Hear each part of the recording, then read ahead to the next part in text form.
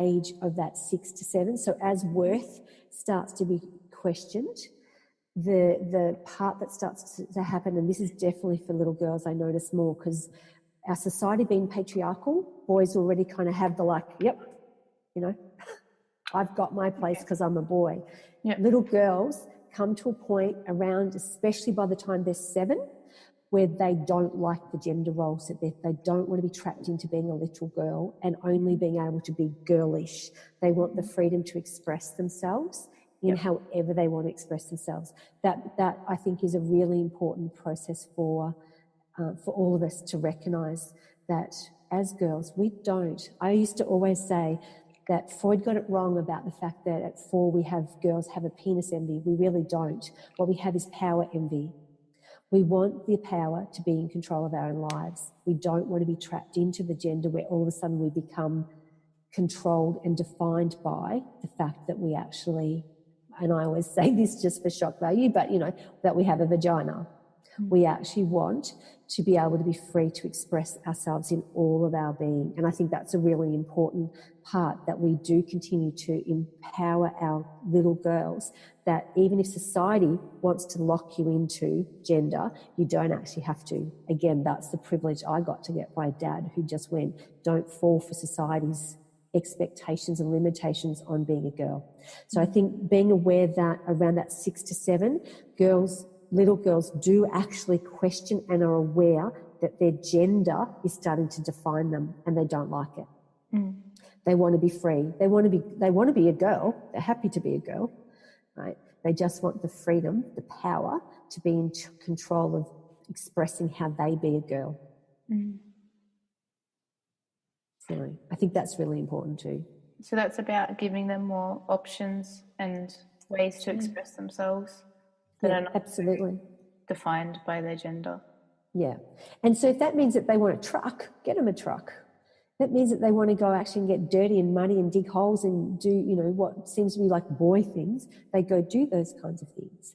That if they kind of are interested in science, then they can. If they're, you know, they want to start collecting bugs and do, you know, those things that used to be very gender orientated, you know, they want to be whatever may be going on. And I guess every little girl that walks in my door has a different family environment that is somehow defining what it means to be a girl. But identifying, so for me as a therapist, my job is to actually identify what that little girl is being exposed to in her family about what it means to her gender.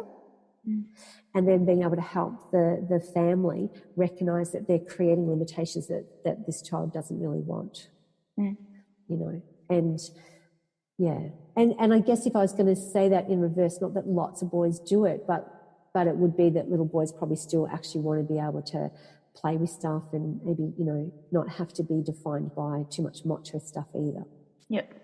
You know, they want to be sensitive. In fact, I have actually seen that where, you know, little boys sometimes actually want to be sensitive to other males.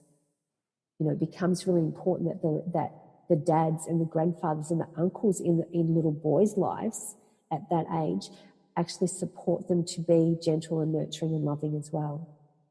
That the conditioning that they will experience is about that being a male is, you know, being a whole. I've talked about being a whole man, you know, being able to be sensitive and strong.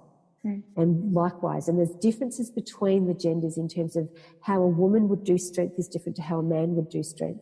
How a woman does gentle and nurturing and loving is different to how a man does nurturing and that. So I call it like masculine nurturing and masculine gentleness, because each of them are valuable and each of them are beautiful, and that's what we want to be able to create more and more of this truth of the purity of the fact that we are different. We have different bodies, different purposes, different, but we're all of equal worth. And we do that along the way by being able to embrace this stuff with our children. I'm just curious, for a child, or I guess a girl in particular, who is between those ages of 6 and 7, who is being restricted in her freedom to express herself because of her gender, what sort of behaviours may she come up with as a result of that? So a lot of the time there's a lot of anger stuff, like often because that's the easiest way. You know, biologically we have fear and fight and flight. you know, the flight is the fear and the fight is the anger. So initially they start to get really angry. And again, when girls get angry, we have this terrible thing of going, oh, I think she's going to early puberty. It's like she's 6.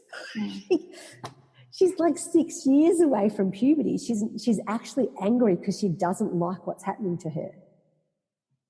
So, you know, again, we seem as a society to want to label things, and we label them incorrectly. Because we label them incorrectly, we don't recognise what's going on.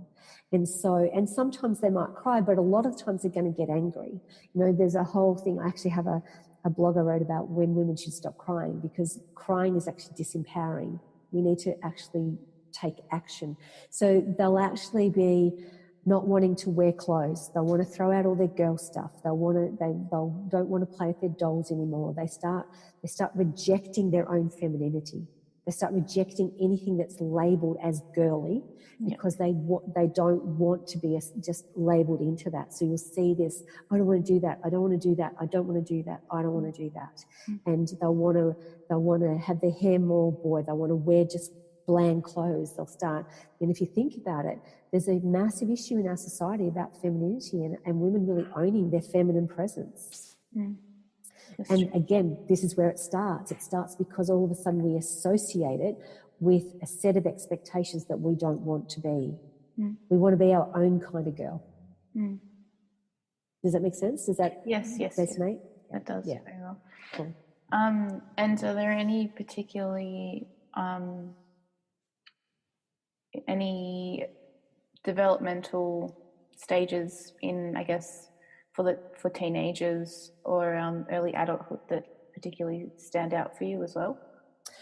Yeah, absolutely. So one of the things that I talk about is that archetypal mother to archetypal father. So everything that we experience from the time we're born up until the 12 and a half. So somewhere around 13, our brain changes into what's called concrete operational. So Jean Piaget talks about concrete operational.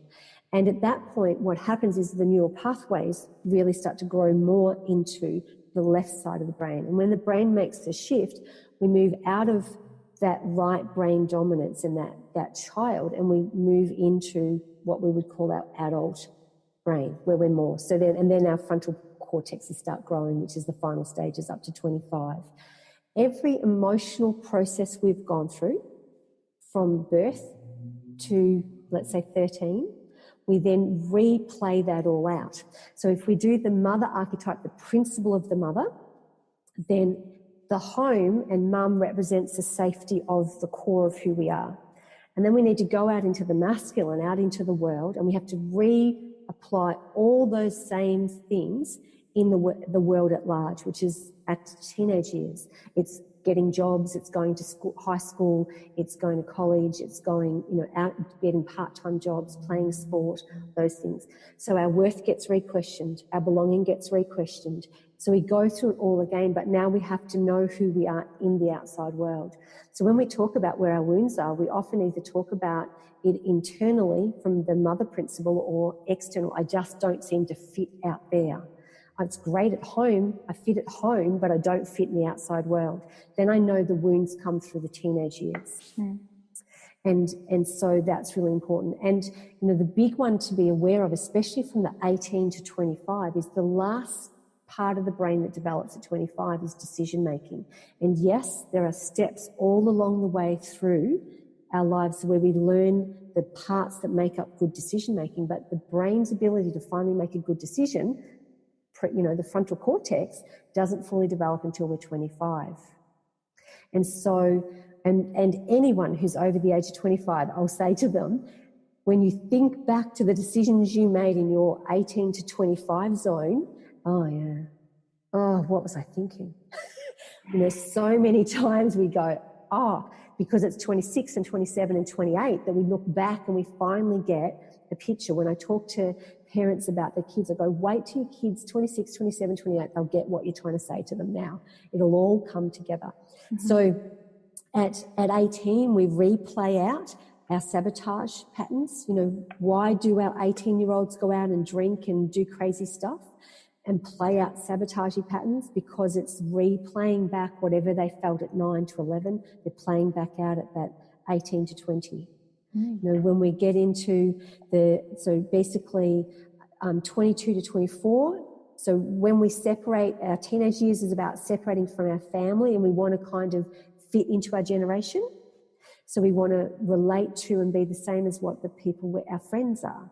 But between 22 and 24, we start to realise that maybe we're not exactly like our friends either, and we want to then separate again out and start to form a different idea about ourselves. So, you know, there's this ongoing, constant sort of process that we are doing, but we relive each of those. I love 15-year-olds. As a teacher, that was my favourite age to teach. You know, and the 15-year-old also wants to separate again, and they want to find their own identity.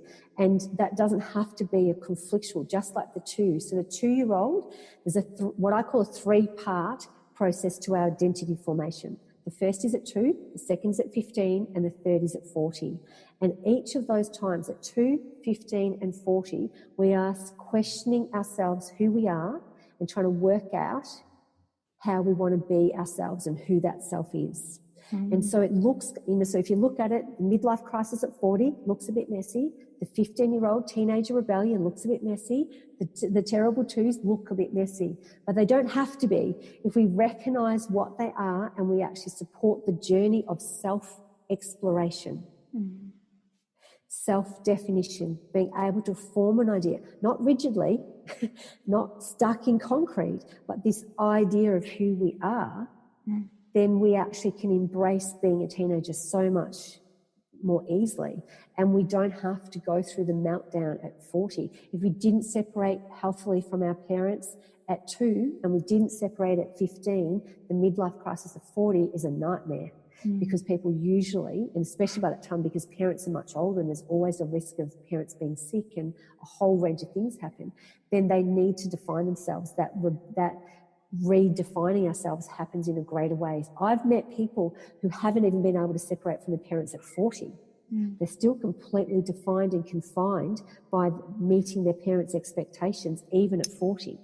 It's often not until 50 or 60, or when the parent dies, and then there's a complete meltdown, because now they don't know who they're supposed to, whose expectations they're meant to meet, because they've just been obedient their entire life. So we need to help our children learn at 2 and 15 to the process of self-identity, self-exploration, and learning. And we do it by practicing things, trying different things, and oh, it didn't work. Try that. Oh, it's not me.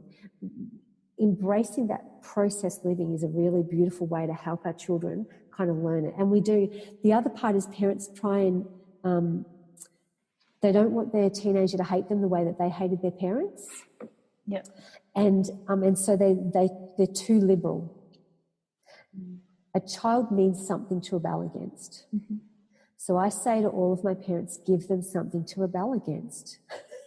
They're not going to hate you for very long. They're just going to they need something to rebel against. So if you go, that's fine, and sadly I know parents who even do this. They go, the kid wants, if you want to drink alcohol, I'll buy the alcohol. Get drunk at home. Oh, you want to try drugs? Well, I'll buy the drugs for you and give them to you. You know, like, because if the parents are that open, right, then what actually happens is the child still needs to rebel against them. So what do they have to do to rebel if they're allowed to get high at home, and they're allowed to get drunk at home, and they're allowed to, like, you know, have anyone they want to have sex with at home? You know, all of a sudden, what do they do to rebel? And this is where we get these kids in our modern day society taking extreme risks that may in fact sometimes lead to their death. So we need to pull it in and go, it's okay, my child needs to rebel against me. Let me set nice, safe, healthy, small boundaries, so that their little bit of rebellion means that the worst they did is went out and had a few drinks and got drunk and threw up. Then they actually went and got high on 15 different drugs and actually ended up killing their brain cells, or throwing themselves in, like riding on a train to see what the buzz was, because they didn't have, do you get what I'm saying? We need to be able to create a healthy way for a child to rebel without it being extreme. So I think that's the other big part of a very large part. I mean, at the moment I seem to spend lots of times with younger kids, but for a long time, because I suppose because I taught teenagers, I spent a lot of time working with helping parents